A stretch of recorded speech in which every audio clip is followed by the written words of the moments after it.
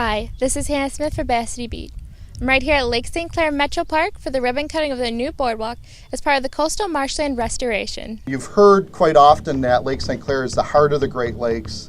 Well, I'd like to expound on that just a little bit by saying that I believe that not only are we the heart of the Great Lakes because we separate the upper Great Lakes from the lower Great Lakes, and it's a very fragile ecosystem, but it's a very special ecosystem that you can find nowhere else in the world.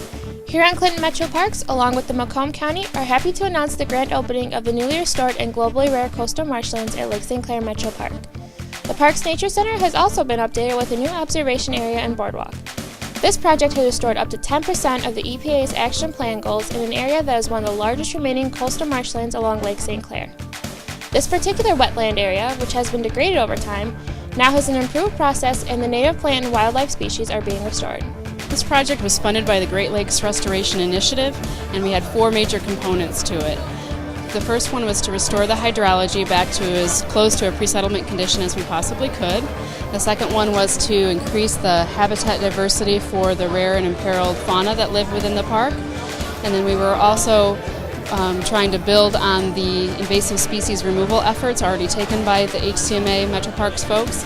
And then finally, our fourth component was to educate the public on the benefits of wetlands and the more recent invasive species issues that have affected the Great Lakes, as well as educate the public on the importance of Great Lakes marsh ecosystems themselves. There's 3 new structures that are called weirs, and they're to control the water levels. So if water level starts going down, we can close this up and keep water in that part of the marsh. It allows us an opportunity to do that so we can keep water in certain areas. Wetlands have especially if you look around you today and it's raining, they have a potential to help us with augmenting flooding so they can absorb all the excess water in the environment.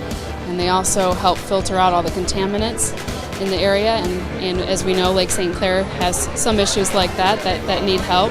And so the wetlands do a fantastic job in cleaning the water and absorbing the excess water in the environment, as well as providing amazing habitat for a lot of different species of animals and plants. The Watershed Council and Wayne State and Oakland universities perform pre-restoration monitoring of vegetation, birds, reptiles and amphibians, macroinvertebrates, and water quality in the marsh. With the project nearing completion, the agencies will continue to monitor the marsh to determine the success of the restoration. Well, I'm hoping you'll see them already. In fact, the Metroparks staff has already said that they've seen a return of various wildlife to the park that they haven't seen in years.